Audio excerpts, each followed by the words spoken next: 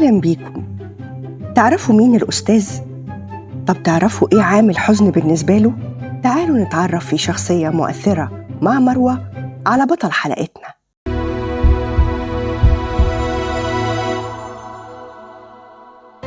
النهاردة هنسلط الضوء على واحد من أعمدة الكوميديا في مصر في ذكرى ميلاده المئوية، أو زي ما أطلق عليه أستاذ الكوميديا. أنا المدير. هو الفنان فؤاد المهندس، صاحب الشخصية المميزة في مدرسة الفن. اتولد فؤاد المهندس في 6 سبتمبر في حي العباسية بالقاهرة، ونشأ في أسرة بتقدر العلم. والده كان الدكتور زكي المهندس عالم اللغة العربية، فكان أبوه صاحب الفضل في إتقانه اللغة العربية وتنمية مواهبه الفنية، وورث عنه خفة دمه.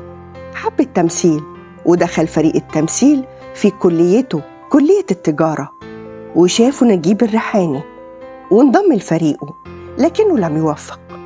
وبعد وفاة الريحاني التحق بفرقة ساعة لقلبك.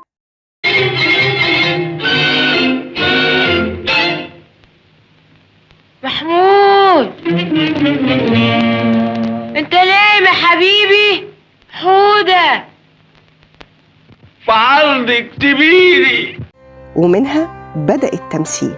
الأستاذ أبدع في المسرح والسينما والتلفزيون والراديو، وكلنا عارفين مسرحياته الشهيرة سيدتي الجميلة والسكرتير الفني وحواء الساعة 12. وفي الإذاعة ارتبطنا بالبرنامج بتاعه كلمتين وبس. إذاعة جمهورية مصر العربية من القاهرة تقدم كلمتين وبس. ولأنه بيحب الأطفال عمل لهم فوازير عمه فؤاد، واللي استمر عرضها في رمضان لسنوات.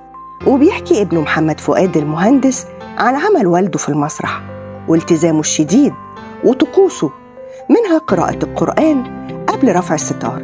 وفي مسرحية سك على بناتك بيحكي محمد إنه كان بيجلس هو وأخوه والفنانة شريهان وعدد من المشاركين في المسرحية، وكان الأستاذ على المسرح وارتفع صوتهم، وتفاجئ بوالده بيخرج من المسرح ومعاه عصاية وضربهم كلهم، ومعاهم الفنانة شريهان. وبيكمل وبيحكي إنه ضرب الفنان محمد أبو الحسن لأنه خرج عن النص، وكان معروف عن الأستاذ عدم حبه للارتجال والتزامه بالنص.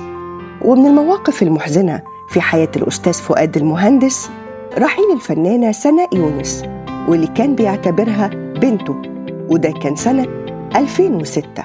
وفي نفس العام توفى صديق عمره الفنان عبد المنعم مدبولي، وزاد حزنه بعد حريق غرفته، واللي كانت بتعتبر معبد خاص له، كان فيها كل تاريخه الفني وصوره النادرة وشهادات تكريمه.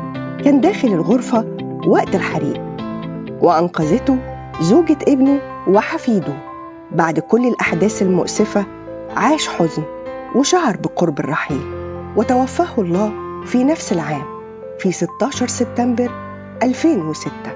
استنوني في حلقة جديدة من حلقات شخصية مؤثرة مع مروة.